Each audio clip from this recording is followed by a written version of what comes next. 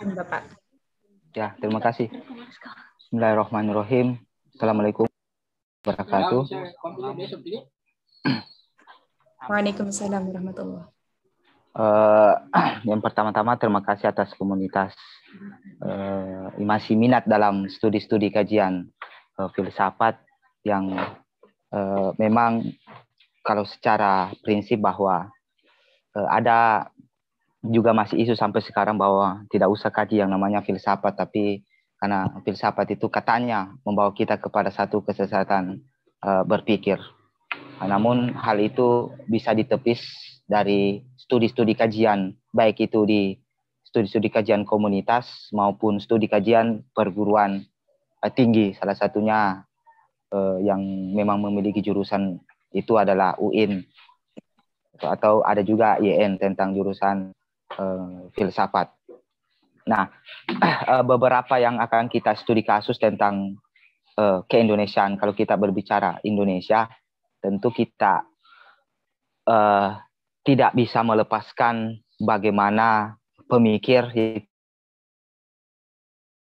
kita, kalau bisa biasa disebut tentang generasi pasca kolonial ya, tentang filsafatnya, yaitu Nurholis Majid rahmatullah alaih, Gus Dur rahmatullah alaih, dan Dr. almarhum Kunto Wijoyo. Kalau teks-teks dari satu studi kajian filsafat tentang keindonesiaan itu tentu beranjak dari pasca kolonial, generasi pertama pasca kolonial. Kalau kita berbicara tentang sebelum generasi pasca kolonial, tentu ada beberapa, misalnya Buya Hamka, Bung Hatta, Bung Karno, Syahrir, itu deh, Ki Hajar Dewantara. Tapi yang lebih banyak dalam sejauh yang saya pahami, studi-studi yang lebih masif yang dikaji, yaitu Gus Dur, Kunto Wijoyo, dan Nurholis Majid, atau biasa disebut Cak Nur, Nurholis Majid. Ketiga itu tadi yang saya sebutkan, generasi pasca kolonial, yaitu Nurholis Majid, Gus Dur, Kunto Wijoyo, adalah seorang generasi pasca kolonial yang sekarang sudah almarhum, tapi pemikirannya masih tetap menjadi satu bahan kajian dalam konteks keindonesiaan. Nah, berbicara tentang Indonesia, tentu berbicara tentang konteks kebangsaan. Yang pertama, berarti berbicara tentang bagaimana seluk-beluk keindonesiaan itu, kemudian berbicara tentang konsep kenegaraan, itu dia. Dan di satu sisi juga kita berbicara tentang bagaimana nilai dari kebudayaan itu. Karena berbicara tentang kebangsaan, subjeknya itu tidak terlepas dari pembahasan tentang kebudayaan. Mengapa terkait dengan kebudayaan? Karena berbicara tentang masyarakat. Karena masyarakat dalam konteks Indonesia itu masyarakat yang berbudaya. Kalau kita mengkaji akar dari tradisi Islam, misalnya konteks bagaimana Islam masuk ke Indonesia, itu memiliki satu akar yang kuat, yaitu tradisi tentang kebudayaan tradisi. Nah, tradisi tentang kebudayaan ini tentu setiap daerah memiliki khas kebudayaannya sendiri. Dan kalau kita berbicara tentang kebudayaan, itu makna relevansi tentang spiritualitas. Kenapa kita mengatakan sisi spiritualitas itu? Karena budaya itu sebagai satu media komunikasi, baik itu komunikasi antar manusia dan komunikasi antar beragama. Nah, dan bisa juga dipakai menggunakan wadah sebagai ritual keagamaan. Nah, oleh karena itu, berbicara tentang konteks kebangsaan, kita tidak terlepas dari unsur-unsur kebudayaan itu sendiri. Nah, berkaitan dengan hal itu, berbicara tentang Nurholis Majid, Pak Kunto dengan Gus Dur, ada beberapa poin yang paling penting kalau kita berbicara ketiganya. Misalnya berbicara tentang Nurholis Majid, berbicara tentang keindonesiaan, kemodernan, dan keilmuan. Itu dia, dari sisi di situ. Kalau Gus Dur itu berbicara tentang pluralisme, kalau berbicara tentang Pak Kunto itu bagaimana model Islam yang berkaitan dengan gerakan profetiknya. Nah, dari beberapa itu nanti akan kita kaji ke depannya. Nah, pertama dalam kajian falsafah dalam konteks keindonesiaan ini kita akan subjek pembahasannya itu berkaitan dengan manusianya. Kedua, dia berkaitan dengan kebudayaannya. Kemudian nanti ketiga berkaitan dengan sesuatu yang mengikat dari nilai-nilai kemanusiaan dalam konteks kenegaraan. Nah, kalau kita berbicara tentang konteks kebangsaan yang berafiliasi dengan konteks kenegaraan, tentu dalam konteks kenegaraan harus ada satu sistem, itu dia nilai, ya, sistem nilai yang menjadi satu bahan kesatuan dari kenegaraan. Maksud saya dalam kesatuan dari kenegaraan itu tentu kita berbicara tentang konteks negara dengan masyarakat yang beragam budaya dan beragam agama. Tentu dalam keberagaman itu harus diikat dalam satu sistem nilai. Nah, berbicara tentang ikatan dalam satu sistem nilai, tentu berbicara tentang sistem yang tunggal.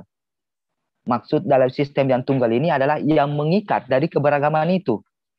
Yang mengikat dari keberagaman budaya, yang mengikat dari keberagaman agama, yang mengikat dari keberagaman pendapat, yang mengikat dari keberagaman etnis. Nah, tentu ketunggalan itu yang mengikat semuanya disebut sebagai dasar falsafah. Kalau berbicara sebagai dasar falsafah, tentu negara kita berbicara tentang falsafah, yakni Pancasila sebagai satu rujukan dasar bagaimana mengikat dalam keberagaman, atau bahasa filsafat biasa disebut ketunggalan dalam keberagaman, keberagaman dalam ketunggalan. Nanti kita akan memetakan itu bagaimana model keberagaman dalam ketunggalan dan ketunggalan dalam keberagaman. Nah, berbicara tentang konteks filsafat, kalau kita menarik Nurholis Majid berbicara tentang modernitas, ya, modernitas. Nah, berkaitan dengan konsep modernitas ini dalam Nurholis Majid itu berkaitan dengan bagaimana manusia, ya, bagaimana manusia dengan menghadapi dengan modernitas itu. Maksudnya begini, modernitas itu adalah proses sosial yang dimana itu niscaya bagi zaman tertentu. Itu dia. Mengapa modernitas niscaya? Karena perkembangan zaman membawa modernitas itu. Nah, perkembangan zaman yang dimaksud ini yakni perkembangan terhadap ilmu pengetahuan, sains dan teknologi.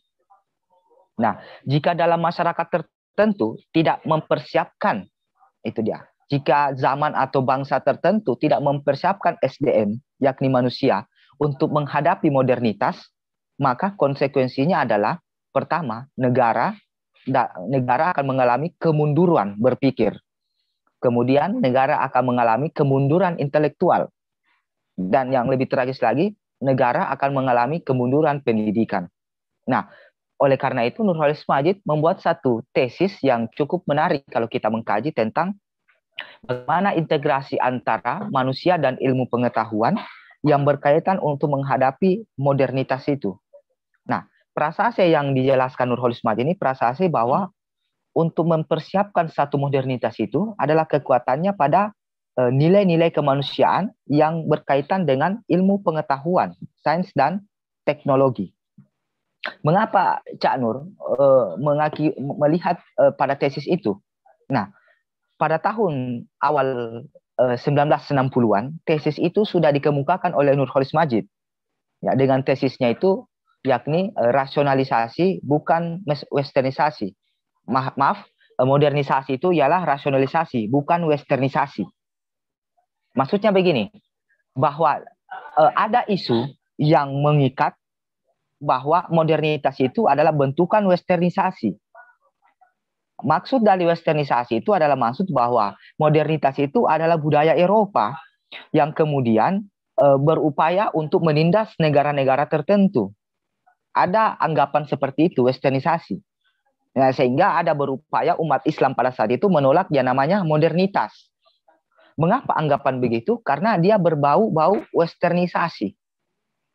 Westernisasi itu anggapan para kaum muslim pada era 60-an bahwa westernisasi itu adalah produk-produk Eropa gitu, yang berusaha untuk menghilangkan etika bangsa Indonesia, yang berusaha untuk menghilangkan gaya hidup orang Indonesia.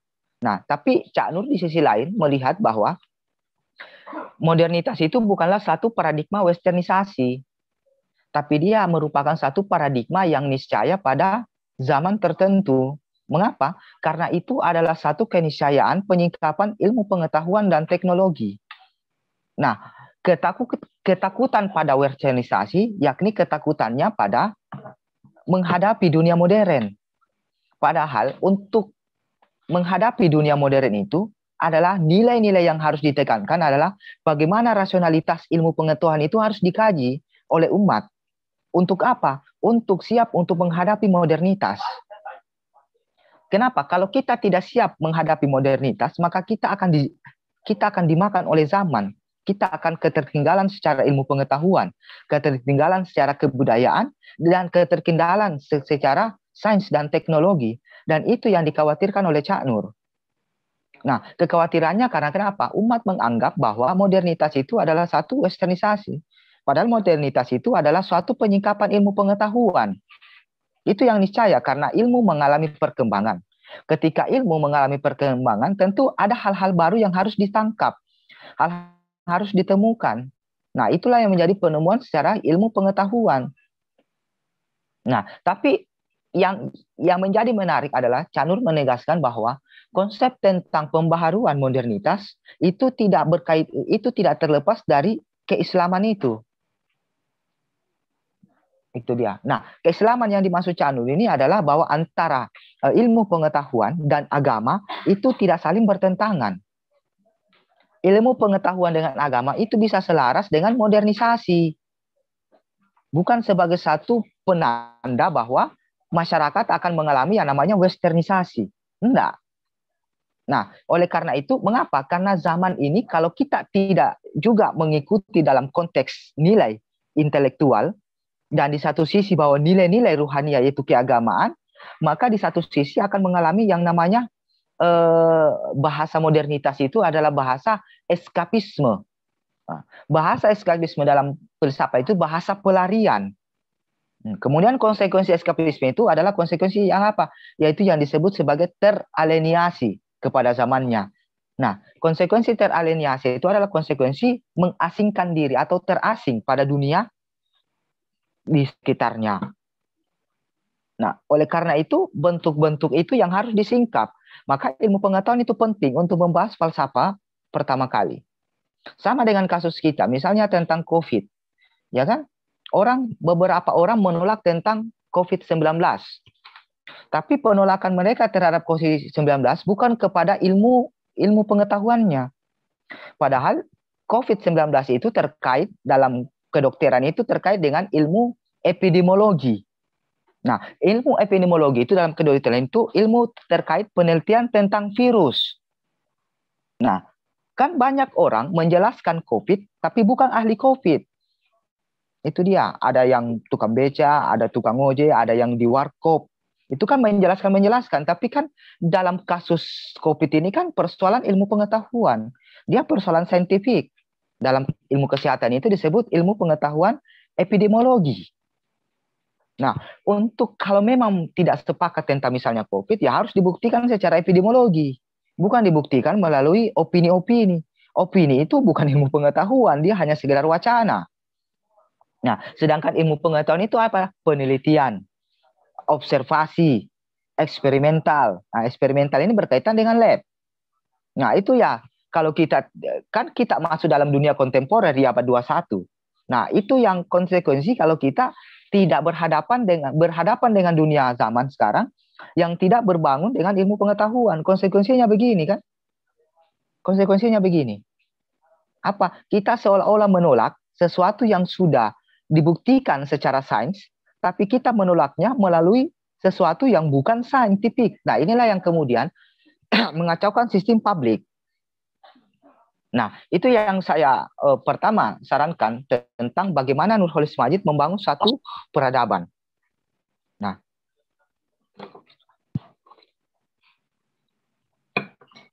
Nah, itulah yang menarik dari Nurholis Majid. Nah, konsekuensi ketika kita berhadapan dengan satu realitas dunia modern itu berkaitan dengan ilmu pengetahuan. Nah, oleh karena itu yang digadang Cak Nur pada tahun 60-an bahwa antara modernitas di satu sisi terkait dengan ilmu pengetahuan, kemudian yang kedua antara konteks keislaman dan keindonesiaan, kemodernan itu yang berkaitan dengan sistem nilai falsafah negara. Apa yang dimaksud falsafah negara? Yaitu falsafah yang berkaitan dengan Pancasila. Yakni sila pertama itu berkaitan dengan nuansa ketuhanan yang Maha Esa. Nah, konteks ketuhanan yang Maha Esa, kalau kita melihat dari falsafah negara, konteks ketuhanan yang seluruh umat manusia dalam konteks keindonesiaan itu mengakui tentang keesaan Tuhan. Bukan hanya persoalan keagamaan Islam, tapi keagamaan juga keagamaan juga tentang Kristen, Hindu, Buddha, Nasrani. Dia mengakui tentang keesaan Tuhan. Nah, dari beberapa keagamaan itu yang muncul, kemudian di situ diikat dalam konteks falsafah. Nah, falsafah terkait dengan konteks keesaan ya. Pertama tentang alinea sila pertama. Tentang falsafah Pancasila. Mengapa? Karena dalam konteks falsafah kenegaraan Pancasila itulah sebagai satu konsensus yang menjadi satu nilai ikatan, yang bagaimana nilai itu nanti diikat oleh keberagaman. Nah, nilai-nilai tauhid, nilai-nilai ketuhanan itu yang dianut oleh masyarakat yang memiliki keyakinan berbeda, tapi di satu sisi dalam sila pertama mengikat perbedaan itu. Nah, itu yang disebut sebagai falsafah dasar atau mukaddimah tentang bagaimana konteks falsafah kenegaraan itu yang diikat dalam konteks Pancasila. Karena Pancasila itu sebagai falsafah konsensus untuk melihat keberagaman dalam keindonesiaan kita. Dan itu yang memang dilihat dari nilai-nilai tauhid dalam konteks pemikiran Nurholis Majid. Itu dia. Nah, maksud dari nilai-nilai tauhid ini yang dimaksud adalah nilai bagaimana tauhid yang diyakini umat Islam pada khususnya dan umat beragama pada umumnya dalam konteks keindonesiaan itu diikat dalam konteks Pancasila. Nah, nilai dari Pancasila ini kan nilai dari perbuatannya nanti. Perbuatan apa? Perbuatan pada orang-orang yang meyakini tentang keesaan Tuhan. Nah, karena kita dalam konteks keindonesiaan itu agama berbeda-beda, maka nilai-nilai itu harus diterapkan melalui relasi keindonesiaan, relasi kemanusiaan. Nah, itu ya dasar bagaimana Nurholis Majid sendiri mengikat tentang studi modernitas terkait dengan keislaman itu sendiri, tentang asas Pancasila, kemudian berkaitan dengan keindonesiaan itu sendiri berkaitan dengan nilai-nilai tauhid yang berkaitan dengan relasi manusia, relasi sosial maupun individu maupun sosialnya. Nah, relasi tentang itu tadi, keislaman, keindonesiaan, dan kemodernan, itu relasi tentang bagaimana keislaman yang berkaitan dengan ilmu pengetahuan. Nah, ilmu pengetahuan ini yang disebut nanti bagaimana umat menghadapi modernitas. Nah, karena modernitas itu harus dihadapi oleh masyarakat Indonesia, maka nilai-nilai tauhid itu mampu beradaptasi, mampu objektif dalam nilai-nilai modernitas itu. Kenapa? Karena nilai-nilai tauhid itu adalah nilai keislaman. Nah, sedangkan nilai keislaman itu agar dia menjadi objektif itu masuk dalam nilai keindonesiaan. Nah, nilai keindonesiaan itu agar objektif itu masuk dalam nilai kemodernitas. Kemodernan. Nah, modernan yang dimaksud Cak Nur ini adalah modern pengetahuan ya, ilmu pengetahuan. Bukan modern-modern busana, modern-modern teknologi, tidak. Modern yang dimaksudnya Cak Nur adalah modern ilmu pengetahuan. Karena ilmu pengetahuan ini adalah satu keniscayaan pada manusia, maka konteksnya itu dibangun pada nilai relasi. Nah, ikatan relasi yang beragam ini, ikatannya adalah dasarnya itu memang mukaddimah awal, yaitu Pancasila, ketuhanan yang Maha Esa. Nah, kemudian yang kedua ini adalah kemanusiaan. Artinya apa? Nah, kemanusiaan di sinilah yang menarik dalam konteks Gus Dur. Kalau kita melihat. Nah, Gus Dur melihat dalam konteks Islam Nusantara ya, melihat bahwa kebudayaan itu sebagai satu substansi dari masyarakat Indonesia. Kebudayaan. Mengapa dia menarik kebudayaan sebagai satu relasi sosial dalam substansi masyarakat? Karena perilaku kebudayaan itu dalam konteks negara terbentuk kategorikan dalam kebangsaan. atau pranegara. Nah, berkaitan dengan pranegara ini dalam studi studi Gus Dur berkaitan dengan konteks kebudayaan. Karena kenapa? Budaya yang berkolaborasi tentang masyarakat pra-Islam juga terkait dengan begitu, sehingga masuknya Islam itu kan berkaitan dengan wadah kebudayaan kan. Wali Songo itu kan berkaitan dakwah itu tentang media budaya. Itu dia. Bukan hanya di Jawa ya. Di provinsi-provinsi daerah tertentu media-media dakwah itu diawali dengan penyebaran Islam itu diawali dengan media budaya. Nah, itulah yang dilihat Gus Dur bahwa kemanusiaan itu adalah kemanusiaan yang berbudaya. Nah, dalam sila pertama, sila kedua ya, sebagai bangunan falsafah. Nah, manusia yang berbudaya itu adalah manusia yang nanti turunannya adalah menerima keberagaman dalam masalah peletakan nilai tentang pluralisme. Pluralisme tentang agama, pluralisme tentang suku, etnis, dan pluralisme tentang pendapat. Nah, dalam konteks kebudayaan ya, yang dilihat dari kemanusiaan itu, sila kedua dari Pancasila. Karena ketuhanan dan kemanusiaan. Tadi ketuhanan telah dijelaskan oleh saya, telah memberikan bagaimana Nurholis Majid. Nah, sekarang kita bahas bagaimana pemikirannya Gus Dur tentang kebudayaan itu. Nah, karena budaya itu dilihat dari Gus Dur adalah sesuatu yang juga mengalami perubahan. Nah, tapi di sisi lain bahwa yang bisa mengintegrasikan budaya agar dia tetap pada koridor kemanusiaan itu dibutuhkanlah satu kaidah secara fitrawi manusia. Nah, bagi Gus Dur, karena fitrah manusia adalah fitrah yang kecenderungan kepada ilmu pengetahuan, maka yang mampu melihat konteks kebudayaan dan konteks keindonesiaan dalam perubahan budaya itu dilihat dari sisi fitrah yang berkaitan dengan akal manusia, rasionalitas manusia itu. Maksud dengan rasionalitas manusia yang dimaksud Gus Dur ini bahwa akal manusia mampu melihat integrasi kebudayaan dalam konteks zaman yang berubah. Itu dia. Kebudayaan dan akal manusia mampu melihat dalam konteks keagamaan kita. Bahwa agama dan budaya itu tidak ada saling dikotomi. Tidak terpisah antara satu dengan yang lainnya. Tapi bahwa bukan berarti budaya lebih tinggi daripada agama. Tetap agama sebagai satu kesakralan yang lebih tinggi. Karena budaya sebagai satu media berkomunikasi, karena budaya sebagai satu kekhasan fitrah manusia, maka manusia tidak bisa terlepas dari budayanya. Di sisi lain, karena agama yang tetap, ya, syariat yang tetap, nah itu dia. Karena syariat yang tetap ini, ajaran-ajaran itu yang tetap, sehingga budaya kita ini mengalami satu transformasi perubahan, maka integrasinya pada model fitrah dan akal manusia yang mampu mengintegrasikan nanti. Mengapa? Karena ilmu-ilmu rasional ini, ilmu-ilmu akal ini yang mampu nanti membuat satu istihad dalam melihat antara kebudayaan dan ritus-ritus keagamaan. Karena kenapa? Karena nilai-nilai kemanusiaan itu dijelaskan dalam Gus Dur itu nilai-nilainya ada pada perilaku yang berkontribusi dengan kebudayaan. Nah, karena budaya kita dalam konteks keindonesiaan itu tidak bisa terlepas dari apa yang kita akan hadapi di masa depan. Karena bagi Gus Dur, masa depan Indonesia itu adalah masa depan yang berbudaya. Itu yang pertama. Masa depan Indonesia itu adalah masa depan yang berbudaya. Nah, tantangan bagaimana kita dengan kebudayaan ini dalam konteks sila kedua, kemanusiaan itu mampu berpikir terbuka.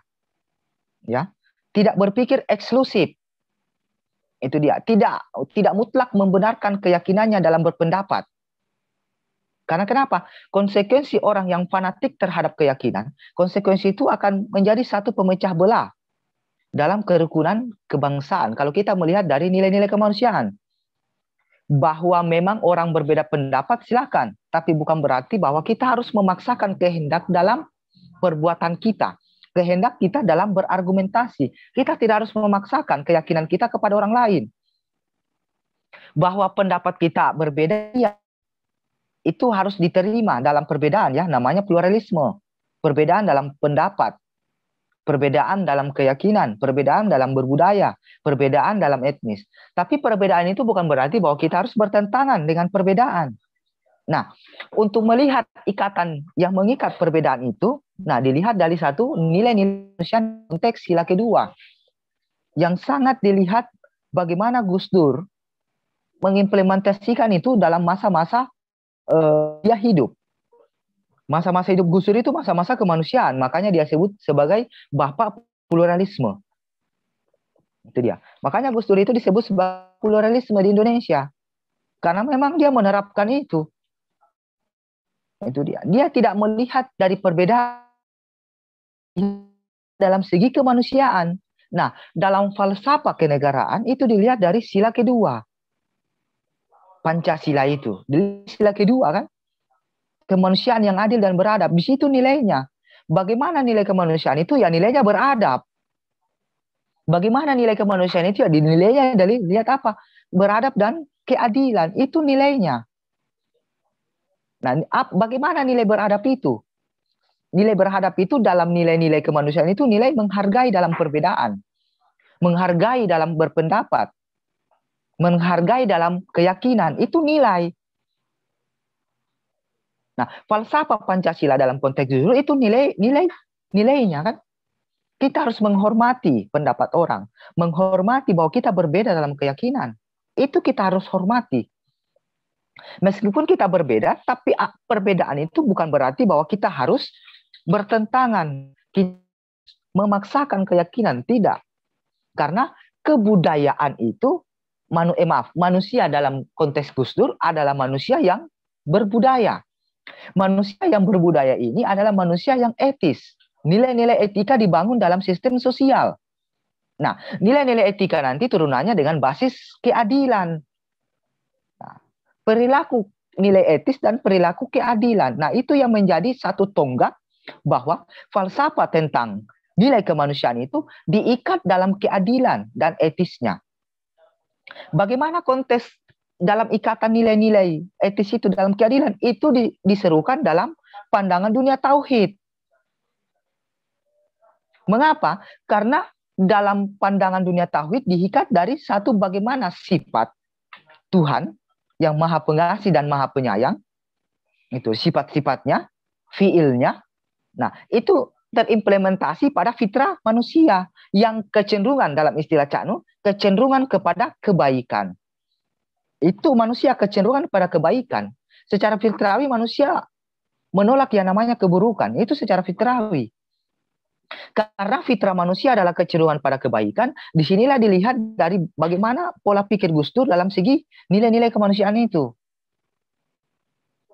Itu karena hal-hal yang menjadi masalah kalau kita lihat dalam konteks Indonesia ini, kita seolah-olah sering melihat dalam beberapa wacana media sosial kan yang kita lihat itu, kita tidak berbudaya dalam beretika dalam media sosial.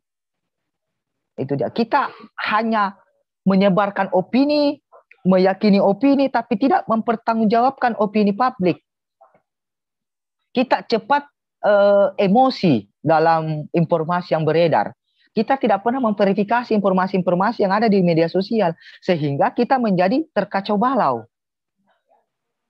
Masa kebenaran itu tergantung media sosial? Woi, sulit sekali. Orang akan baku hantam itu. Kalau kebenaran tergantung media sosial. Karena kan yang pertama, dalam informasi media sosial, kita tidak pernah mempertanyakan sumber ini valid atau tidak. Informasi media ini.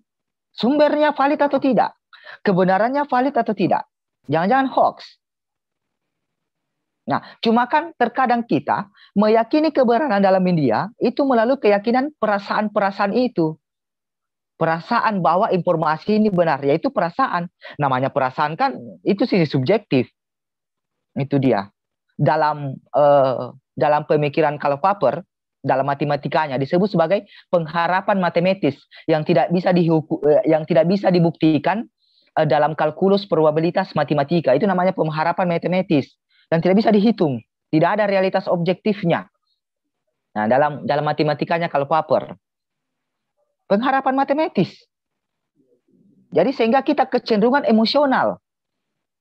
Nah, inilah yang kemudian mengacu bisa memunculkan konflik dalam keindonesiaan kita. Kita tidak bermanusiawi lagi dalam bermedia sosial. Itu dia. Yang hanya di media sosial ini hanya konflik. Itu dia. Bahwa pemerintah ini juga sudah berupaya bagaimana COVID ini bisa diselesaikan. Berupaya. Cuma yang ada di media sosial ini kebanyakan caci maki. Kalau memang tidak sepakat dengan pemerintah, ya monggo jangan dipublikasikan. Cukup diyakini saja. Karena ketika dipublikasikan akan memunculkan konflik. Tidak bisa mempertanggungjawab. Nah, inilah yang kemudian kata Gus Dur dalam analisis saya ya. Tentu ini analisis saya ya. Kita tidak beretika lagi dalam kebangsaan. Asas falsafah Pancasila sudah kita tinggalkan. Padahal kebudayaan Indonesia itu sangat menjunjung tinggi namanya etika. Etika berbudaya kan. Nah, kenapa kita, manusia Indonesia ini adalah manusia berbudaya, sudah meninggalkan budaya etikanya? Yang saya herankan di situ. Bisa kita lihat saya di media sosial ya, bagaimana komentarnya itu orang. Kan banyak sekarang ini orang ahli berkomentar. Nggak tahu tiba-tiba banyak orang ahli COVID, tapi bukan ahli kesehatan. Itu dia, banyak orang ahli COVID, tapi bukan ahli kesehatan. Salah satunya pemusik. Ada kan itu pemusik. Itu dia, backgroundnya musik tapi tidak mencaci maki bahwa COVID tidak ada, tapi bukan ahli kesehatan. Salah satunya ahli ilmu epidemiologi tentang virus. Sekarang kan banyak orang tiba-tiba menjadi pakar PPKM, pakar kebijakan publik, pakar virus, padahal dia bukan ahli di situ. Itu dia. Nah, ini yang dikatakan Noam Chomsky apa? Bercanda dalam ilmu pengetahuan. Nah, itu dikatakan Noam Chomsky, bercanda dalam ilmu pengetahuan. Bercanda yang dimaksud ini adalah bukan ahlinya, tapi dia bicara. Itu namanya bercanda dalam ilmu pengetahuan. Bukan ahlinya, tapi dia bicara. Saya juga tidak ahli ya. Saya tidak ahli COVID. Saya tidak. Tapi secara ilmu pengetahuan itu bisa dibuktikan. Tapi orang membuktikannya dan menolaknya bukan melalui ilmu pengetahuan. Nah, ini yang bikin kacau. Kita tidak beretika lagi, kita tidak berbudaya lagi dalam bermasyarakat. Baik itu masyarakat secara langsung maupun masyarakat dalam media. Nah, inilah yang kemudian kita telah meninggalkan etika budaya falsafah, yaitu sila kedua. Nah, Gus Dur semasa hidupnya itu sangat progresif dalam apa? Dalam mempertahankan kebinekaan Pancasila. Itu Gus Dur. Makanya Gus Dur saya mengatakan, kalau berpolitik, berpolitiklah secara manusiawi. Bagaimana ukuran manusiawi itu kata Gus Dur? Berkeadilanlah berpolitik. Bukan berkeuangan dalam berpolitik. Bukan berkekuasaan dalam berpolitik, tapi berkeadilan. Bukan berkeuangan atau berkekuasaan, tidak. Karena berkeadilan itu adalah sila kedua yang sangat dijunjung tinggi oleh Gus Dur. Itu. Gus Dur itu sangat pluralis orangnya. Banyak leluconnya juga. Lucu-lucu Gus Dur itu. Cukup Bapak boleh. Sayangnya tentu kita kehilangan sosok beliau. Gus Dur, kita kehilangan sosok Nurholis Majid. Kita kehilangan juga sosok Bung Hanta ya. Nah, cuma kan spirit falsafahnya yang harus kita kaji.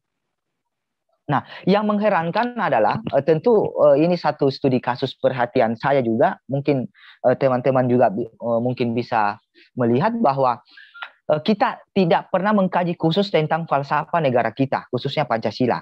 Nah, kalau kita mengkaji falsafah negara kita, Pancasila, tentu kita harus mengkaji asal akar dari kemunculan Pancasila yang kemudian berbau dengan kebudayaan kita. Nah, tentu teman-teman yang hadir di virtual ini, saya yakin bahwa teman-teman memiliki kebudayaan. Dan tidak ada sedikit pun budaya itu menghilangkan etika. Tidak. Karena budaya itu, ruh tertingginya itu adalah etika. Perbuatan etika. Itu dia. Tidak ada, sejauh yang saya kaji tentang kebudayaan, tidak ada budaya kita itu mengajarkan orang mencaci maki. Tidak ada. Tidak ada budaya kita mengajarkan bahwa kalau kita berbeda keyakinan, kita boleh mencaci maki. Tidak ada. Budaya itu legowo. Kalau bahasa Jawa, legowo. Itu dia. Dia menerima perbedaan. Itu dia. Dia menerima dia menerima perbedaan itu. Dia budaya itu elastis. Dia mengikuti zaman. Nah, sehingga budaya ini elastis sehingga agama yang tetap, agama yang prinsip tetap itu mampu berkesinambungan dengan budaya dan ilmu pengetahuan. Nah, oleh karena itu sekali lagi teman-teman bahwa prinsip tauhid sila pertama yang dijelaskan, saya tadi menjelaskannya dengan pemikiran Nurholis Majid. Di sisi lain bahwa bagaimana Gus Dur meramu, ya, bagaimana Gus Dur meramu nilai-nilai kemanusiaan dalam sila kedua. Nah, itu yang tadi yang kemudian bahwa Gus Dur menarik dalam persoalan transformasi sosial. Kalau teman-teman baca bukunya Gus Dur, Islam Kosmopolitan, kalau Nurholis Majid itu bukunya Islam Doktrin dan Peradaban. Itu hasil dari kuliah-kuliahnya di Paramadina. Kalau Gus Dur. Kalau Islam Kosmopolitan itu hasil jurnal-jurnalnya Gus Dur. Islam Kosmopolitan. Di situ dia menarik, itu buku manifestonya Gus Dur, Islam Kosmopolitan. Bagaimana melihat Islam dengan kemanusiaan, Islam dan negara, Islam dan Pancasila. Bahwa Pancasila ini sudah final dalam bernegara. Tapi ingat ya, Pancasila itu bukan agama. Itu dia. Cuma orang seolah-olah bahwa Pancasila ini mau diganti menjadi agama. Tidak. Tidak ada akar sejarah Pancasila yang menggantikan agama. Justru Pancasila untuk menyatukan hal-hal yang berbeda keyakinan, bukan mengganti agama. Orang tetap beragama, orang tetap berkeyakinan, orang tetap berbudaya. Nah, hanya saja falsafah kita adalah falsafah Pancasila yang kemudian keberagaman itu disandarkan pada Pancasila. Bukan berarti Pancasila itu ingin diganti. Bukan berarti bahwa agama itu ingin diganti menjadi Pancasila. Tidak, sama sekali. Tidak. Orang tetap akan beragama dengan keyakinannya. Orang akan tetap berbudaya dengan budayanya. Orang tetap akan berperilaku dengan etis yang mengaitkan dengan agama dan budayanya. Tidak akan diganti. Karena konteks Pancasila ini adalah konteks keberagaman dalam konteks kenegaraan. Dia falsafah negara. Makanya integrasinya dalam konteks agama itu tauhid, ketuhanan yang Maha Esa. Kemudian yang kedua apa? Kemanusiaan yang adil dan beradab. Itu proses antara Tuhan dan manusia. Jadi dalam nilai kemanusiaan Gus Dur itu manusia yang berbudaya. Ya, manusia yang beretika. Nah, inilah yang disebut dalam objektifikasi dari keislaman itu, objektifikasi nilainya adalah Pancasila. Itu dia. Nah, kenapa Kunto membahas tentang objektifikasi Islam? Ya, dia melihat bahwa dalam konteks keislaman kita di Indonesia ada nilai objektif yang harus dijalankan oleh umat Islam dalam kaitan Islam ya. Nah, artinya apa? Konteksnya itu berkaitan tentang apa? Tentang objektifikasi keislaman. Apa? Yaitu Pancasila. Bukan berarti bahwa Pancasila ini adalah agama, tidak. Tapi nilai objektifikasi dari keislaman itu nilainya adalah Pancasila. Sila 1 sampai sila ke-5 itu nilainya. Mengapa? Karena asas falsafah Pancasila, kata Pak Kunto, asasnya di poin 5 itu adalah tujuan untuk bagaimana masyarakat itu dalam konteks negara itu sampai kepada tujuan nilai-nilai Pancasila. Nah, Islam sendiri, kata Pak Kunto, objektifikasinya itu melihat dalam realitas objektif dalam konsep kenegaraan. Nah, apa keislaman dalam konteks kenegaraan itu? Ya, konteksnya adalah falsafahnya. Di situ dibangun falsafahnya. Kata Pak Kunto. Pak Kunto ini salah satu pemikir di salah satu eranya Cak Nur ya. Dia satu generasi, dia guru besar sejarah UGM, almarhum. Ya, dia guru besar sejarah UGM, Yogyakarta, dia almarhum. Yang mencetuskan paradigma sosial ilmu profetik, Pak Kunto.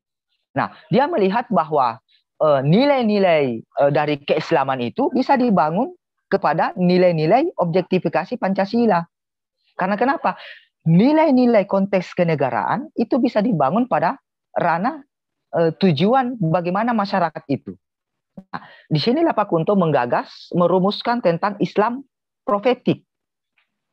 Nah, Islam profetik yang dimaksud Pak Kunto ini, Islam profetik dilihat dari historis, ya, historikal bagaimana konsep kenabian Muhammad.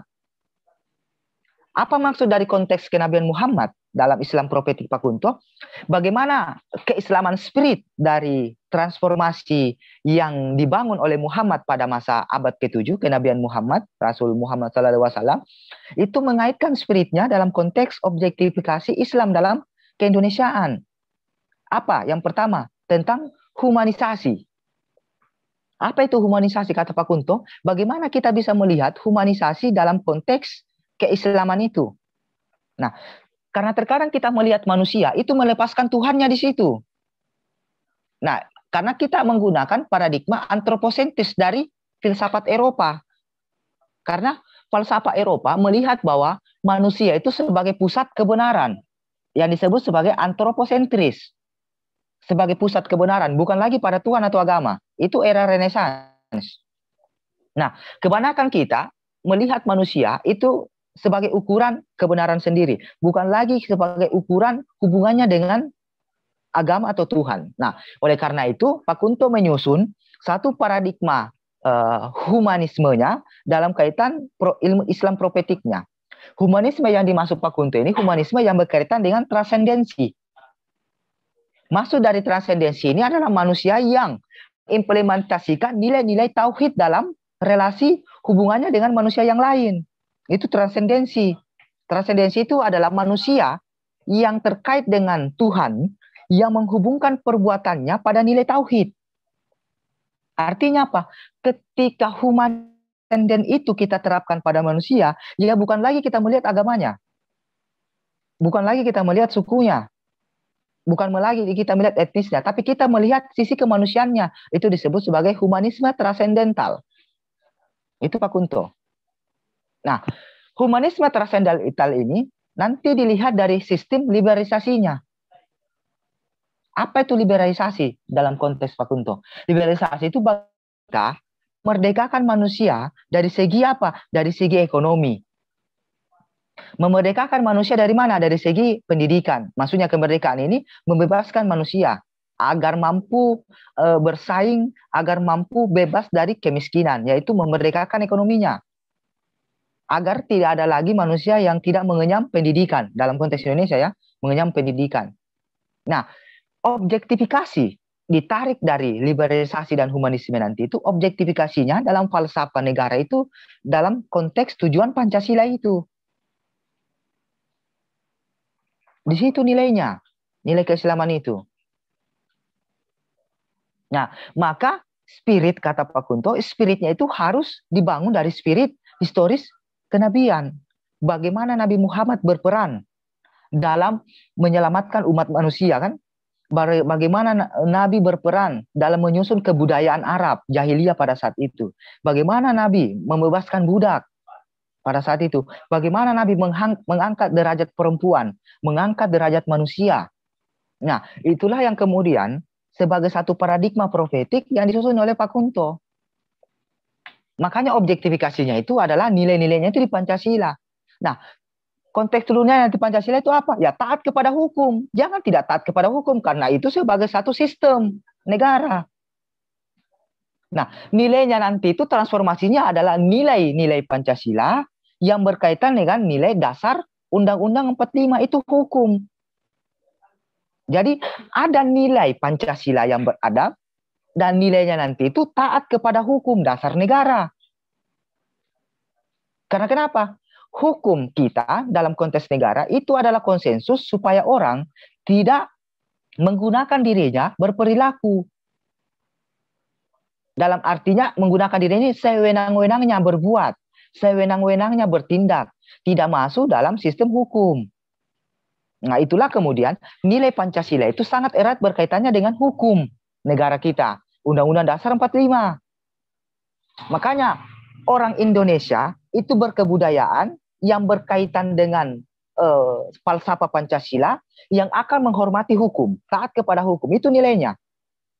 Bagaimana Islam dalam berimplementasi dalam konteks Indonesia, Pancasila dan taat kepada hukum. Konsensusnya, bukan konsensus, maksudnya nilainya di situ.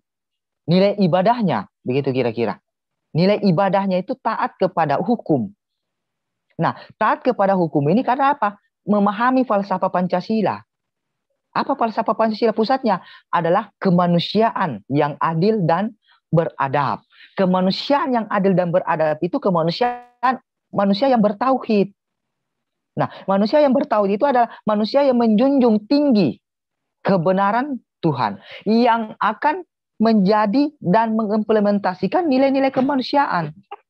Nah, itulah yang kemudian nanti menjadi satu asas fondasi kita dalam bernegara. Asasnya nanti mana? Ya, taat kepada hukum. Itu nilainya. Jadi orang Indonesia dalam konteks falsafah kita, ya berpancasila dan taat kepada hukum. Hukum kita. Itu nilainya di situ. Karena kalau, bayangkan kalau tidak ada hukum.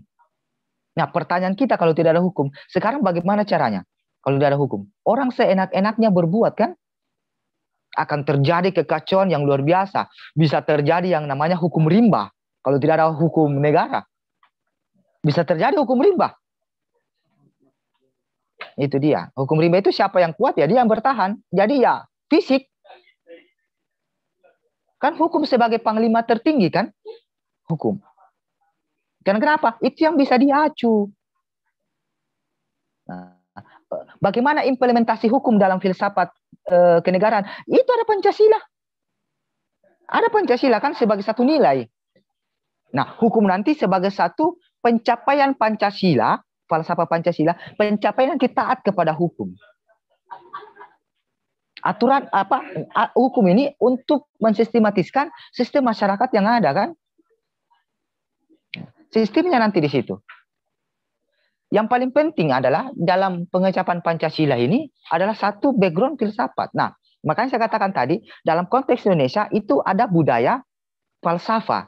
Itu kekuatannya masyarakat Indonesia di situ. Nah, hanya saja sejauh yang saya pahami, sangat jarang orang mengkaji filsafat. Sangat jarang.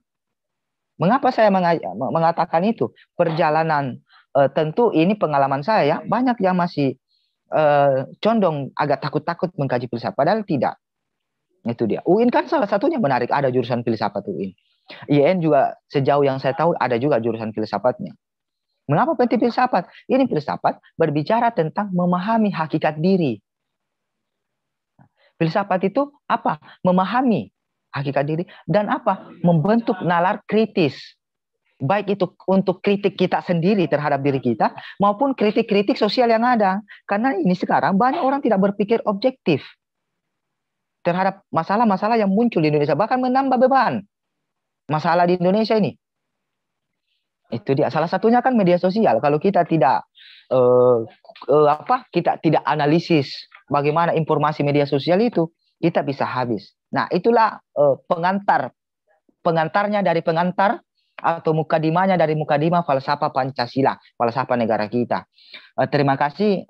Kita langsung diskusi saja. Saya kembalikan kepada moderator. Silakan.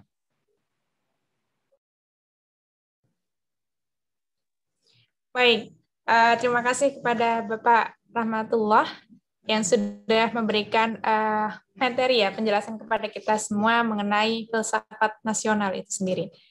Baik, selanjutnya bagi teman-teman audiens, teman-teman yang ada di room Zoom sini, bagi yang ingin bertanya, bisa langsung memberikan notifikasi raise hand-nya yang ada di Zoom. Kemudian nanti bisa langsung menyampaikan pertanyaannya secara langsung. Dan apabila terkendala sinyal, teman-teman bisa mengetik melalui room chat. Oke.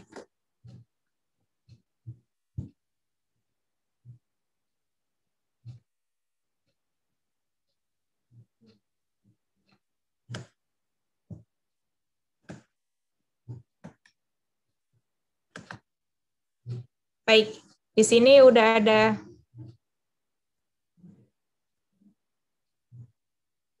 silahkan pada Kak Iklimah bisa langsung menyampaikan pertanyaannya. Assalamualaikum warahmatullahi wabarakatuh.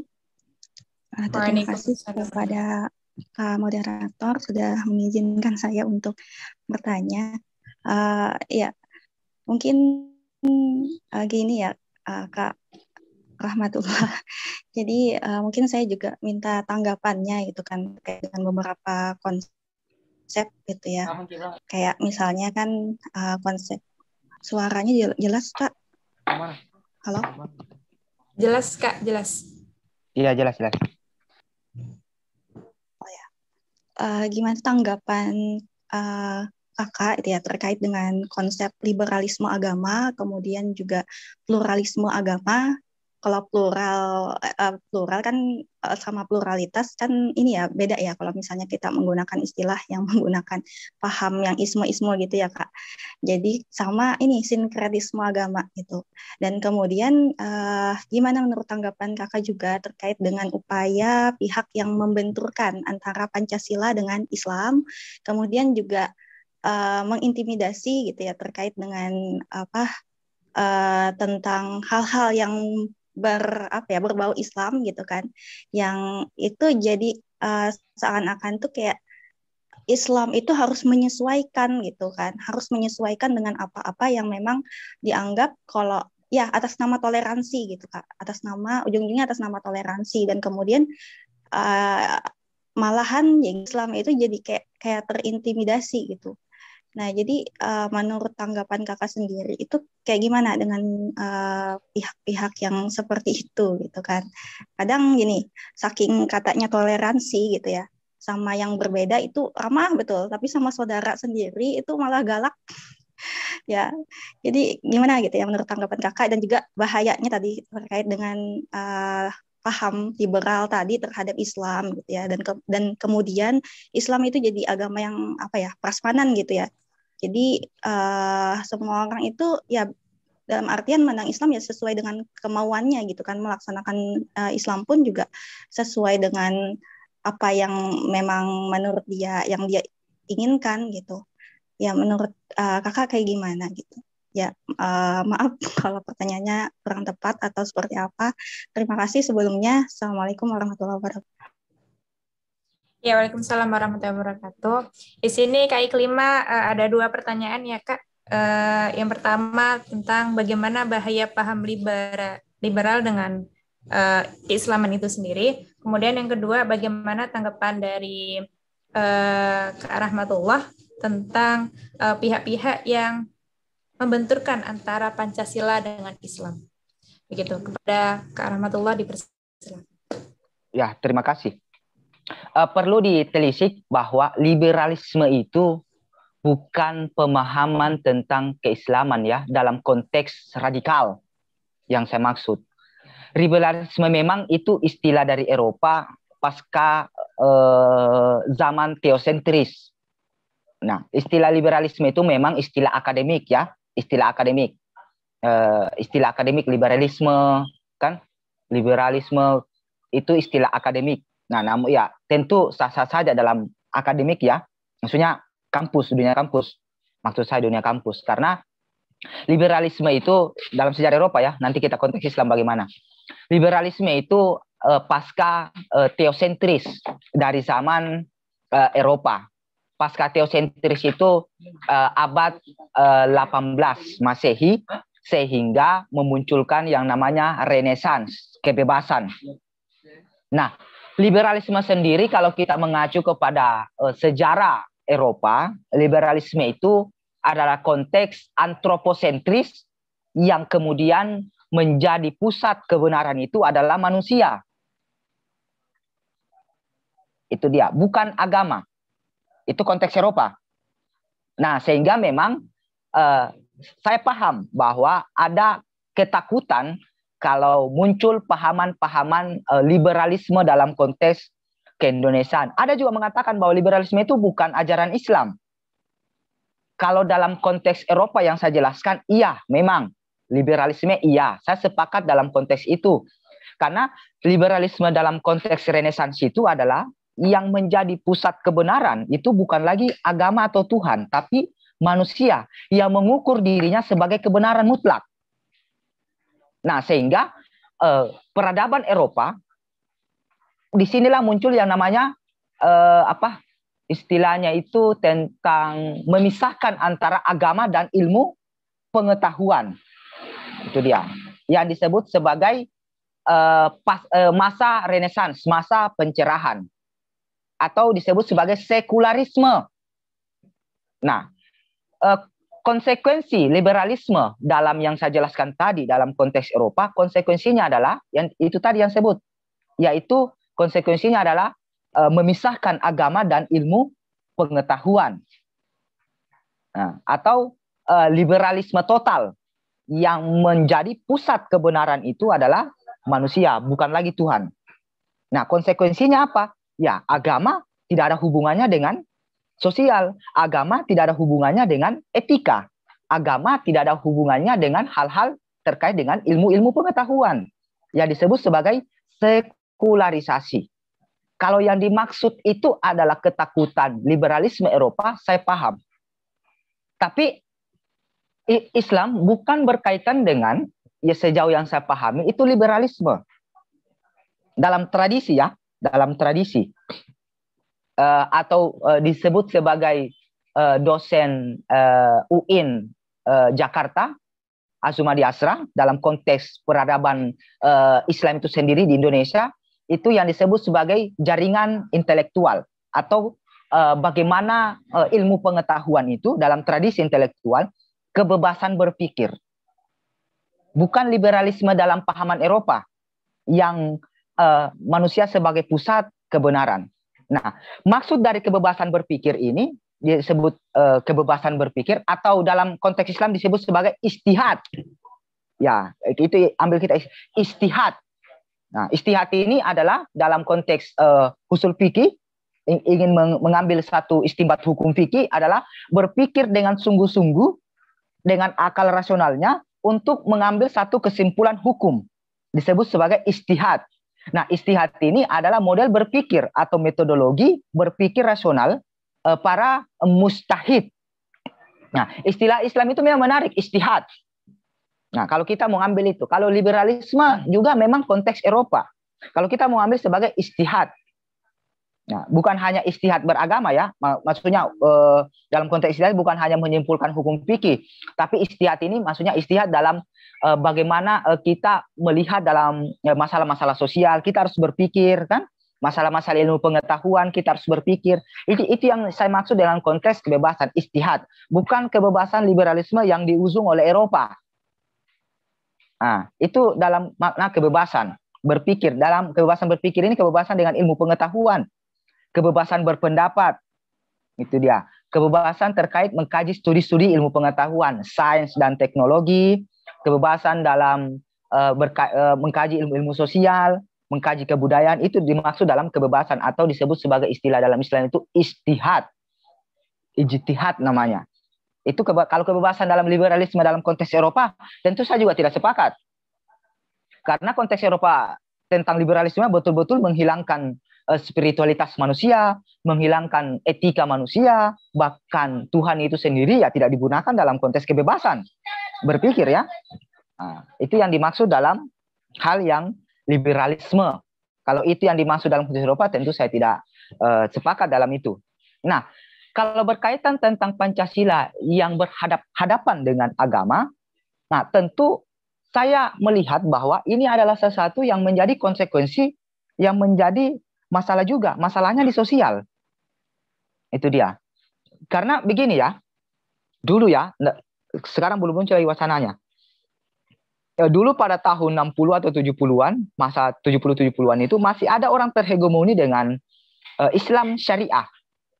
Masuk Islam syariah ini begini, ingin menambahkan sesuatu, ingin menambahkan sesuatu syariat dalam konteks Pancasilaan. Itu dia. Nah, jadi seolah-olah bahwa Pancasila ini bertentangan dengan agama. Konsekuensi bertentangannya Pancasila dengan agama, kalau ada pun ya, masih ada sekarang, kalaupun ada yang informasi penanya tadi masih mendapatkan itu, konsekuensinya itu akan menjadi satu konflik sosial yang sangat luar biasa. Karena bukan berarti bahwa ajaran Islam itu tidak menjunjung tinggi perbedaan. Dia menjunjung. Apa faktanya? Yang dibangun Nabi kalau kita mengkaji Nabi Muhammad ya, yang dibangun Nabi Muhammad dalam konteks ke Madinah itu ada namanya Piagam Madinah. Istilahnya ya, sistem pemerintahan Piagam Madinah. Nah, sistem pemerintahan Piagam Madinah yang dibangun oleh baginda Muhammad SAW itu tentang bagaimana konsensus sosial di situ di dalamnya, dalam sistem pemerintahan. Nah, sistem pemerintahan Piagam Madinah yang dibangun oleh Nabi bukan hanya Islam di situ. Ada Yahudi, ada juga Nasrani, bahkan ada yang tidak beragama. Nah, itu yang pernah terjadi dalam Piagam Madinah. Dan Nabi tidak memaksakan untuk mengikuti risalah agama, tidak. Nabi hanya sebagai satu panglima, atau kita mengatakan sebagai satu imam, yang sebagai satu pemimpin dalam masyarakat Madinah pada saat itu, disebut sebagai Piagam Madinah. Dan dia keyakinan itu. Tapi bukan berarti bahwa dia tidak membenarkan keyakinannya. Jadi pluralisme yang dimaksud itu bukan mengatakan bahwa keyakinan menjadi hilang. Kita tetap Islam. Kita orang meyakini agamanya. Itu dia. Bukan berarti bahwa kita menerima membenarkan bahwa itu keyakinan agama orang, kemudian agama kita juga kita tidak benarkan. Tidak begitu pluralisme. Yang saya pahami adalah pluralisme itu kita menerima bahwa fakta kita berbeda secara keyakinan, bahwa fakta kita berbeda secara kebudayaan, bahwa fakta kita berbeda secara etnis dan geografis. Itu fakta. Tapi fakta-fakta itu bukan berarti bahwa menghilangkan keyakinan kita. Tidak. Kita hanya menerima fakta bahwa kita berbeda. Ya silakan. Bukan berarti perbedaan itu kemudian kita harus benturkan. Bukan berarti perbedaan kita harus pertentangkan. Nah, itu namanya bukan pluralisme namanya itu. Itu namanya orang mau berkelahi.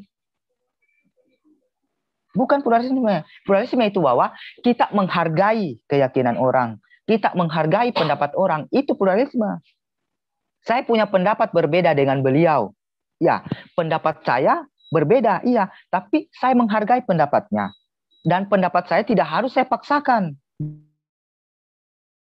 Begitupun sebaliknya, dia tidak harus memaksakan pendapat dia. Ya, artinya apa? Dengan perbedaan pendapat itu saya menghargai pendapatnya, saya menghargai keyakinannya, itu saja. Bukan berarti bahwa kita harus bertentangan. Nah, itu namanya terjadi kekacauan di sosial.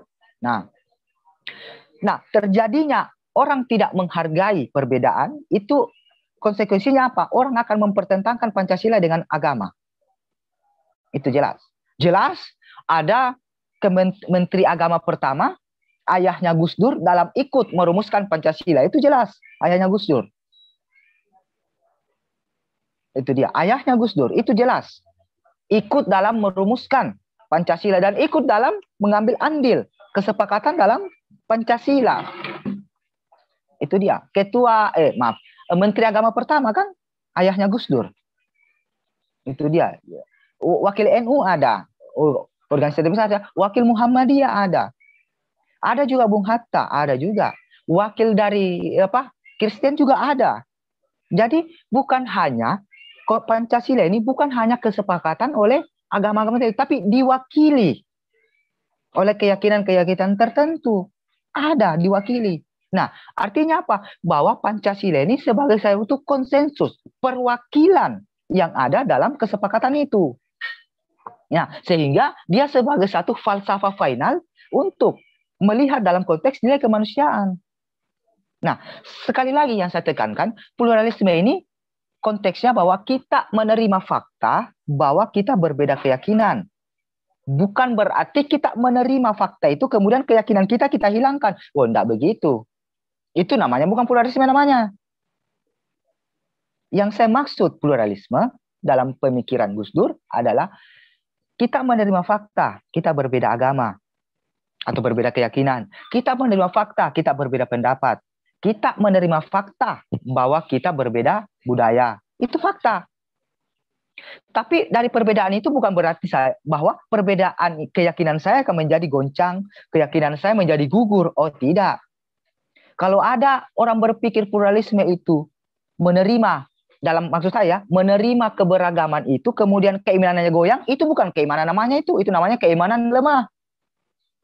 Masa keimanan kita lemah karena kita berbeda, nggak bisa. Itu namanya kita yang lemah dalam beriman.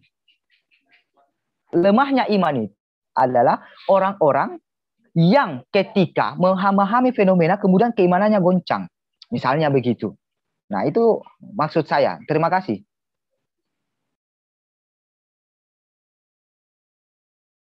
Baik, Kak Iklima bagaimana? Apakah masih yang mau ditanyakan atau sudah cukup?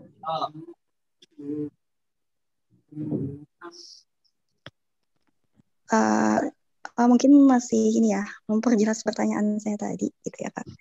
Jadi maksudnya di sini ya liberalisasi agama itu kayak sekarang itu kan kayak Islam liberal gitu ya. Maksudnya dalam artian ada yang kelompok yang mungkin bukan menghilangkan ya. Jadi sesuatu yang wajib gitu kan jadi dianggap tidak wajib atau lebih moderat gitu kan. Dan kemudian dari liberalisme tadi itu kan akhirnya melahirkan yang maksud saya pluralisme di sini tadi akhirnya itu jadi menganggap semua agama benar gitu. Kemudian jadi sinkretisme agama juga kayak mencampur adukan gitu kan ibadah masing-masing yang harusnya memang masing-masing gitu ya terkait dengan ibadah itu akidah ibadah tapi dicampurkan dalam satu tempat ibadah gitu kan. Nah ini kan membahayakan gitu ya, membahayakan akidah kita gitu ya. Dan saya setuju juga kata kakak tadi gitu ya, kalau misalkan Rasulullah itu kan memang memimpin sebuah negara yang di situ memang plural gitu kan dari berbagai macam suku dan juga agama gitu. Dan Islam itu kan memang sudah mengajarkan kita gitu ya bagaimana kita menghargai yang berbeda gitu ya. Toleransi dalam Islam itu juga sudah ada gitu kan. Cuman tadi ini Islam itu dibentur-benturkan gitu kan dengan yang ya pokoknya dianggap macam-macam lah, bisa memecah belah NKRI dan lain sebagainya gitu ya. Dan ya tadi atas nama toleransi dan ujung-ujungnya tuh kayak terkesan Islam itu nggak toleran gitu ya.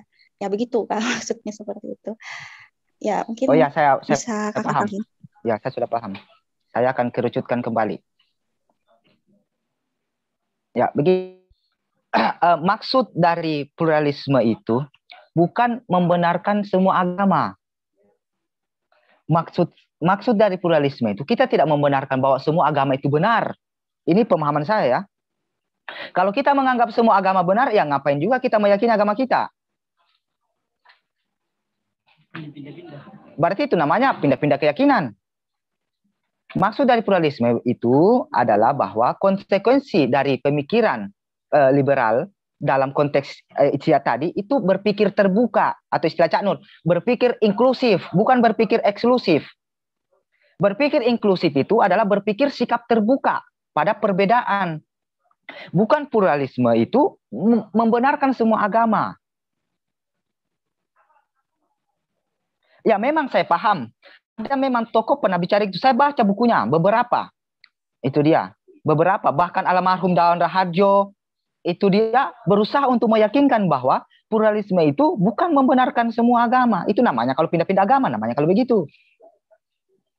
Maksud dari pluralisme itu meyakini fakta bahwa ada keyakinan yang lain daripada keyakinan kita. Itu bukan berarti keyakinan yang lain itu kita benarkan. Kalau begitu pertanyaannya, ini keyakinan kita bagaimana? Maksud saya begini, misalnya saya berbeda pendapat dengan teman saya A. Nah, teman A mengatakan bahwa ayam itu enak. Ya, contoh. Kemudian saya mengatakan ayam itu tidak enak. Nah, itu kan ada dua berpendapat. Nah, saya menerima pendapat teman saya bahwa ayam itu enak. Dan dia juga harus menerima saya bahwa ayam itu enak, menerima pendapat saya. Tapi tidak akan gugur keyakinan saya bahwa ayam itu tidak enak. Begitupun juga dia. Tidak akan gugur keyakinannya kalau dia mengatakan ayam itu, kalau dia mengakui fakta bahwa saya mengatakan ayam itu tidak enak. Artinya apa? Bahwa kedua pendapat saya dengan teman saya itu sebagai fakta. Saya menghargai. Memang ada dalam sejarah perdebatan tentang pluralisme, ada yang mengatakan bahwa pluralisme itu menyamakan semua agama. bahkan pluralisme itu bisa menjadi agama baru. Ya ada. Tapi bukan begitu yang namanya plural.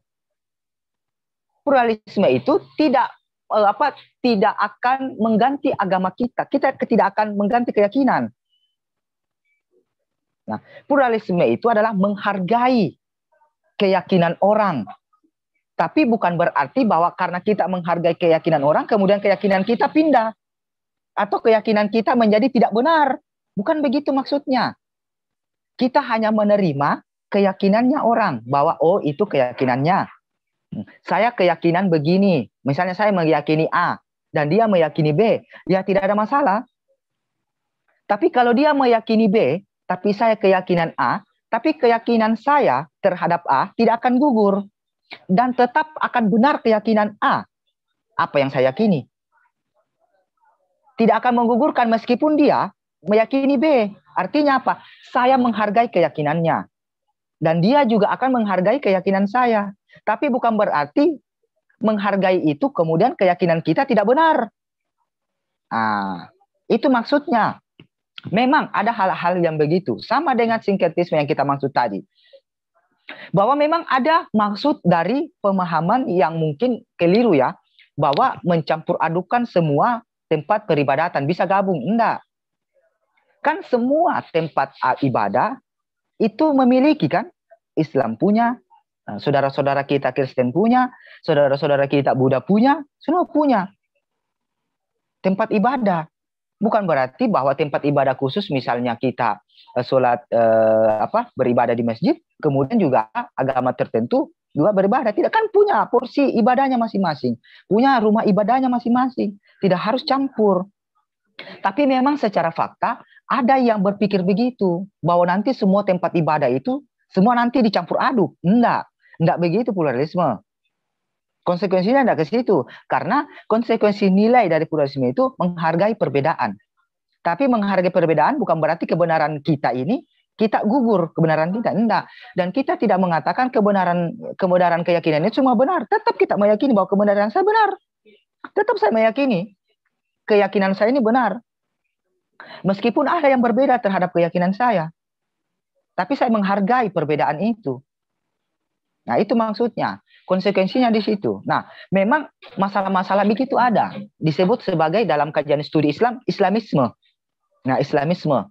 Nah, yang biasanya cenderung melihat bahwa mengatasnamakan pluralisme, tapi apa konsekuensinya? Bersifat fisik. Itu ya, bersifat mencaci maki, bersifat mengkafirkan. Nah, tapi atas nama pluralisme, oh enggak begitu. Itu bukan pluralisme namanya, itu namanya mencaci maki. Pluralisme itu harga tertingginya itu adalah menghargai. Akhlak tertinggi di situ. Bukan, memang ada isu begitu ya, memang bukan isu ya, itu sebagai fakta bahwa ada memang mencaci maki. Itu dia. Bahkan apa yang kita katakan tadi bahwa dia terbuka kepada yang berbeda, tapi tertutup pada yang sama. Nah, toleransi itu, yang dimaksud toleransi itu menghargai. Tapi tetap dalam meyakini apa yang kita yakini. Itu namanya toleransi.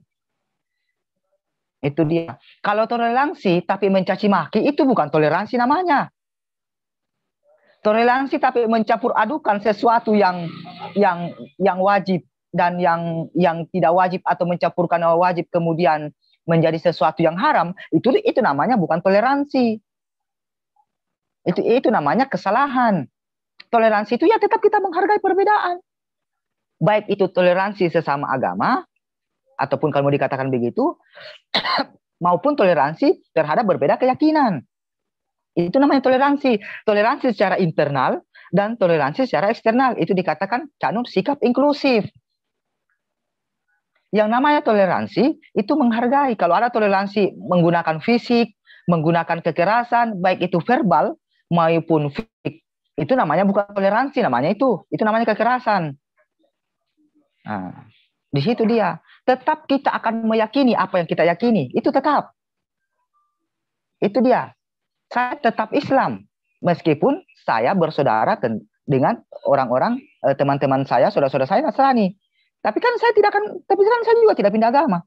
Dan saya tetap menghargai agama mereka. Saya tetap menghargai. Karena teman Kristen saya banyak.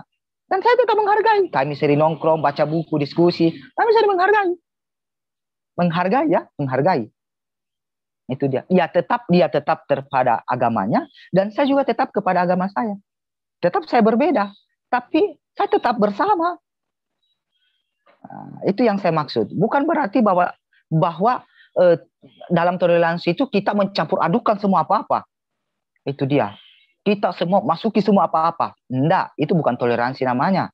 Nah, konsekuensinya nanti kita akan mengkafirkan orang. Khususnya itu membahayakan. Itu dia. Terima kasih. Saya kembalikan. Baik. Nah, Kak Iklimah, sudah cukup? Ya, makasih banyak Kak atas jawabannya. Baik. Selanjutnya di sini sudah ada Kak Jamaluddin Muhammad. Silakan Kak Jamaluddin untuk bertanya. Assalamualaikum warahmatullahi wabarakatuh. Waalaikumsalam warahmatullahi wabarakatuh. Terima kasih atas waktunya kepada kakak moderator. Sebelumnya perkenalkan, nama saya Muhammad Jamaluddin dari Institut Ilmu Al-Quran An-Nur Yogyakarta, Kak. Saya ingin menanggapi aja sih Kak dari apa yang tadi dipaparkan ya, terkait soal ini nggak apa-apa ya kita biar berdialektika gitu Kak jadinya. Ingin menanggapi lah, artinya dari beberapa yang kita baca ya, dari yang apa yang kita diskusikan gini, untuk menanggapi isu pluralisme agama. Jadi saya mengutip satu buku yang ditulis oleh Christian Sulistyo dalam buku Teologi Pluralisme. Itu beliau mengatakan bahwa gini, agama memiliki inti atau yang esensi yang sama. Nah, artinya ada satu kesamaan yang disepakati oleh agama, yaitu sisi kemanusiaan. Semua agama memandang manusia itu sama. Ini dalam hal ini. Tapi ada dari teori itu juga ada hal yang lain. Artinya ada ada agama memiliki perbedaan secara historisitas dan esensi yang penting lainnya. Artinya gini, secara historisitas nanti kan ada agama samawi dengan agama dunia gitu. Artinya agama samawi itu kan 3 agama besar, Islam, Kristen, dengan Yahudi. Nah itu dari situ kan semua wahyunya itu kan dari langit begitu. Nanti disempurnakan dalam Islam, dalam keyakinan Islam gitu. Itu secara historisitas kan kita berbeda dalam situ, dalam sisi agama yang di situ. Terus dalam sisi esensi yang disakralkan juga beda. Lah ini pluralisme yang tadi dibilang jangan sampai kita kebablasan, karena ada hal yang menyangkut tentang pluralisme bersama. Itu pada saat kita memandang bahwa sisi kemanusiaan itu kita sama ada agama memandang semua tentang kemanusiaan yang sama. Itu pluralisme yang mudah disepakati, mudah dipahami bahwa pluralisme itu nggak bahaya, karena yang bahaya itu tidak bisa membedakan tadi benar antara pluralisme dengan pluralitas itu tadi. Gitu. Terus yang ingin saya tanggapi lagi yang kedua adalah masalah Islam liberal. Nah, Islam liberal ini kan nanti konteksnya pada istinbat hukum. Kalau misalnya kita belajar istinbat hukum itu kan nanti ada beberapa yang perlu kita kaji. Ini untuk para mujtahid ya. Jadi kalau misalkan tadi mujtahid disamakan dengan kebebasan berpendapat, itu saya tidak sepakat. Soalnya apa? Dalam berijtihad, orang-orang yang masuk dalam kader mujtahid itu harus memiliki 14 fan keilmuan yang mumpuni. Seperti dia hafal Quran 30 juz. Terus hafal dari ribuan hadis. Hadis itu nanti bisa diambil dari kutubus sita kayak gitu. Terus dia bisa paham tentang bahasa kebahasaan. Kebahasaan itu juga nanti bisa dirujuk dari nahwu dasar, sorof dasar, nanti naik ke kajian balago. Ada balago juga nanti ada 3. Ada ilmu ma'ani, ilmu bayan, dan ilmu badi. Nah itu juga hal untuk sampai pada taraf itu tidak mudah Kak, kayak gitu. Kalau misalkan liberalisme dipahami tentang ijtihad, itu saya tidak sepakat bahwa gini, nanti kalau misalkan paham Islam pada itu nanti kalau dalam kajian ilmu tafsir, ini saya mengutip dari bukunya Pak Sahiron tentang hermeneutika dan ulumul Quran. Beliau memberikan pendapat bahwa dalam menanggapi atau dalam tafsir itu sebagai produk, itu dibagi menjadi 3. Ada yang subjektivitas, terus juga ada yang objektivitas. Nah, ada yang 3, subjektivitas, cum objektivitas. Nah, ini ada bagiannya. Yang pertama, subjektivitas itu dia memahami ayat secara tekstual. Artinya secara tekstual ini tidak bisa dikontekskan. Artinya memahami ayat Quran itu sudah kaku dengan pakemnya kayak gitu. Terus ada yang objektivitas. Objektivitas itu nanti dia memahami ayat Quran itu secara konteks. Artinya tidak lagi terpaku pada teks. Nah, ini yang nanti membuahkan beberapa pemikir-pemikir liberal. Nah, itu kenanya di situ Kak artinya. Terus yang ketiga yang tadi subjektivitas, cum objektivitas itu nanti ini ada sisi moderat di sini. Artinya dia menggunakan menafsirkan Al-Quran itu sebagai kalam menggunakan bahasa Arabi kayak gitu. Jadi bahasa Arab yang dulu masih menggunakan nahu sorof dan ada kontekstualisasi ayat. Nah, ini nanti bisa dikenakan dalam kajian tafsir Maqqasidhi, tafsir Maudhu'i, terus ada tafsir falsafi dan lain sebagainya. Nah, itu kenanya di situ. Lah, yang menjadi pandangan secara umum kenapa ada Islam liberal. Nah, tadi kenanya di sini. Ada satu golongan Islam memanai bahwa mohon maaf ya, saya tidak menyebutkan golongannya, tapi ada yang memanai bahwa mohon maaf memakan daging anjing itu tidak diharamkan kayak gitu. Karena dalam nas Quran itu ternyata daging anjing tidak ada disebutkan. Lah ini yang disebut ini. Soalnya dia memahami ayat secara konteks. Soalnya apa? Di teks nggak ada. Kalau misalkan dia memahami ayat secara tekstual, itu nanti kenanya di memahami Quran dengan hadis ke bahasa di mana di tafsir lainnya itu bisa araf Quran itu bisa dibawa sahih likuli zaman wal makan. Artinya Quran ini dari pertama kali diturunkan sampai akhir zaman tetap relevan karena memang ada istinbat hukum yang selalu dikaji. Ini bukan konteks liberal Kak. Artinya kalau tadi dipahami bahwa liberalisme dalam Islam itu disamakan dengan ijtihad, ini saya rasa kurang tepat. Itu aja sih Kak tanggapan dari saya, kurang lebihnya mohon maaf. Assalamualaikum warahmatullahi wabarakatuh. Waalaikumsalam. Ya, terima kasih. Begini, terima kasih Saudara Jamal. Maksud saya begini, saya tidak menyamakan. Tadi saya mengambil contoh bahwa bisa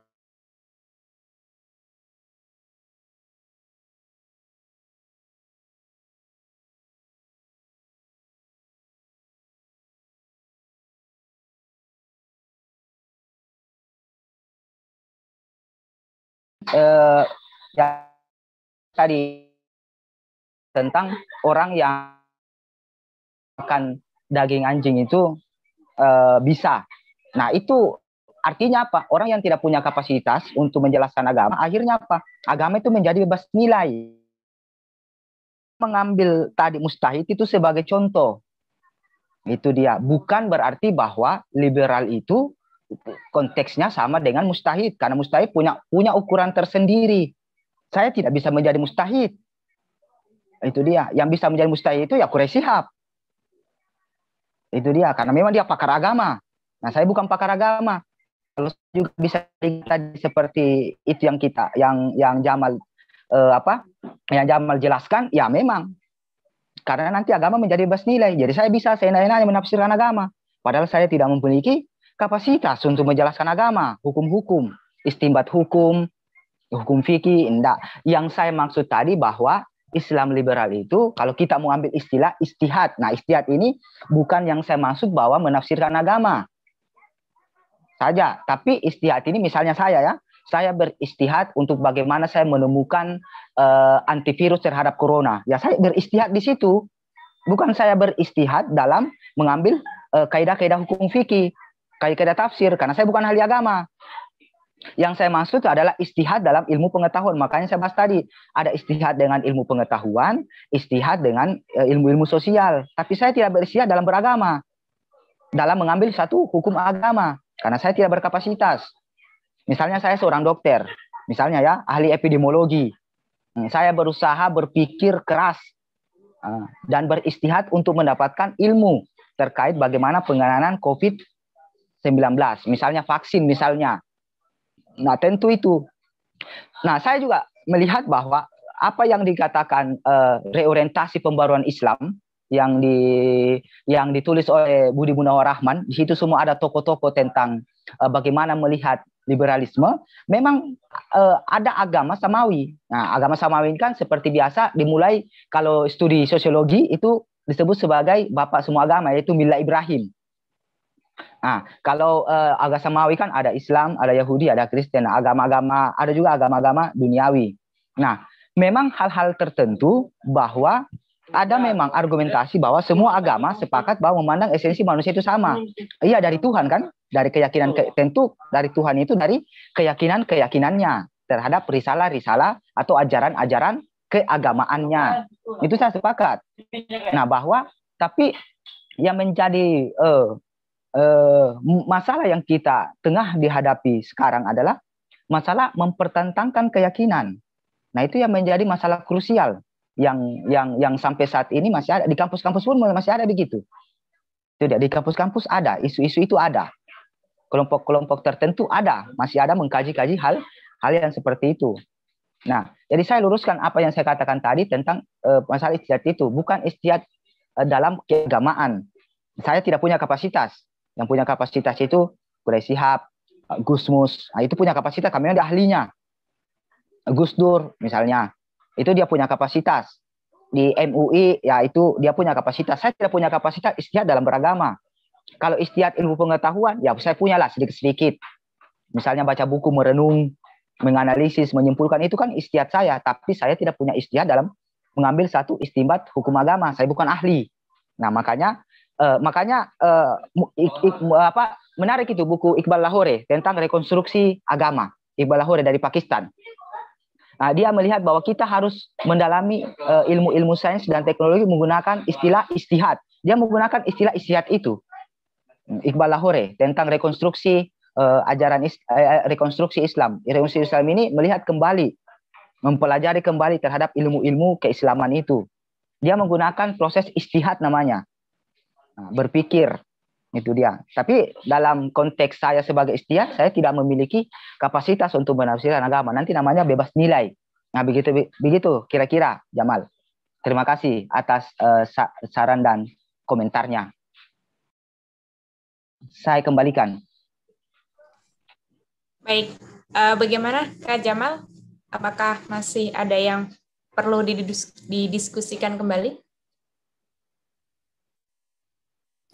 Saya rasa untuk poin ini sudah, Kak. Terima kasih, Kak. Baik.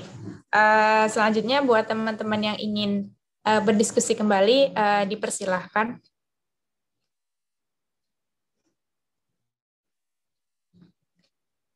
Adakah yang ingin bertanya? Ini Kak, untuk menanggapi chat yang tadi siapa ini Kak Iklima ya, yang bilang bahwa jilbab tidak wajib. Ini saya ingin menanggapi sedikit Kak.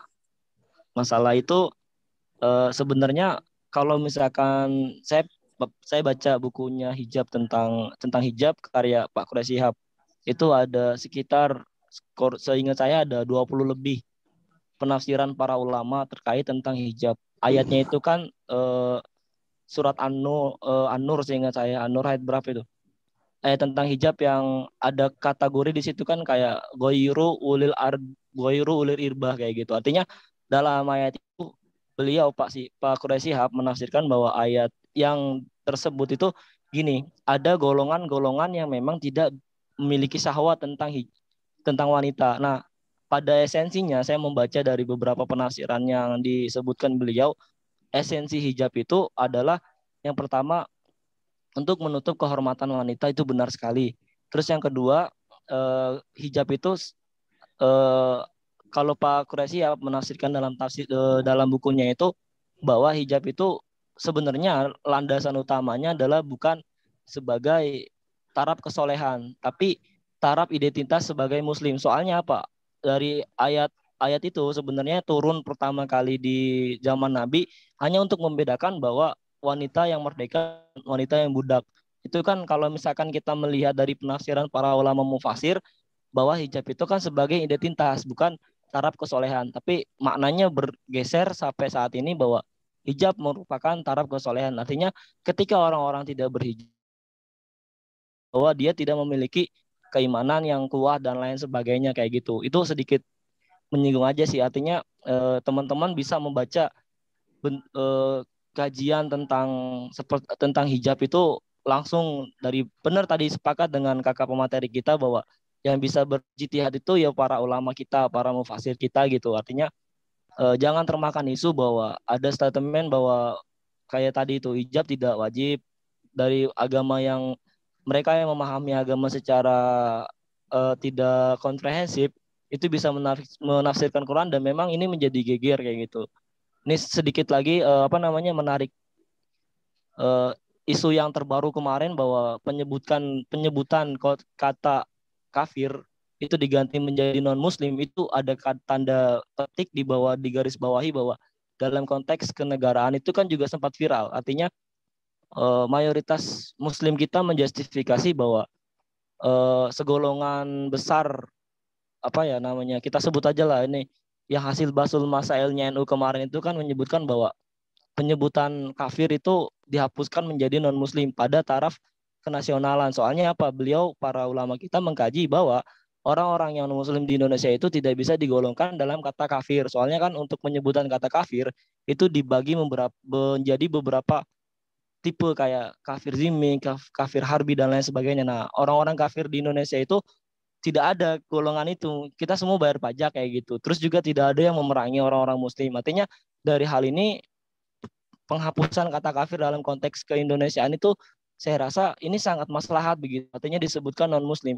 Lah teman-teman atau sahabat-sahabat kita yang tidak membaca secara komprehensif memanai bahwa kalau gitu surat Al-Kafirun sudah tidak relevan. Sudah hapus saja surat Al-Kafirun menjadi surat non muslim.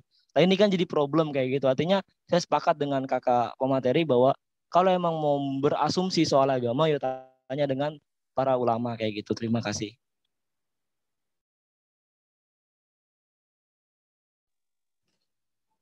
Oke, terima kasih Kak Jamaluddin atas tanggapannya perihal jilbab jadi tidak wajib dari Kak Iklimah. Selanjutnya dari teman-teman, masih adakah yang perlu didiskusikan kembali kepada kakak narasumber kita atau ke teman-teman yang ada di sini?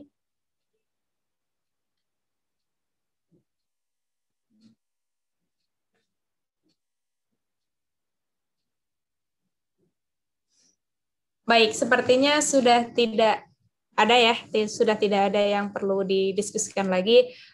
Dari saya ucapkan terima kasih kepada kakak narasumber kita, Kak Rasulullah, yang sudah memberikan banyak sekali wawasan kepada kita semua tentang filsafat nasional itu sendiri. Baik, dari sini saya sedikit menyimpulkan dari diskusi kita pada malam hari ini. Tadi Kak Rahmatullah menyampaikan bahwa tidak ada akar dari Pancasila untuk mengganti sebuah agama. Justru Pancasila yang akan mempersatukan antara kesemuanya yang ada di nasional itu. Kemudian karena konteks Pancasila dalam hal kenegaraan, biarkan masyarakat dengan adanya kepercayaannya masing-masing, budayanya masing-masing, tidak perlu adanya pengusikan di dalamnya. Kemudian bukan berarti Pancasila ini sebagai pengganti dari adanya agama, akan tetapi nilai Pancasila dan nilai agama dapat mempersatukan rasa nasionalisme itu sendiri. Oke, selanjutnya menginjak ke agenda selanjutnya kepada Kak Rahmatullah, mungkin bisa memberikan closing statement untuk diskusi kita pada malam ini.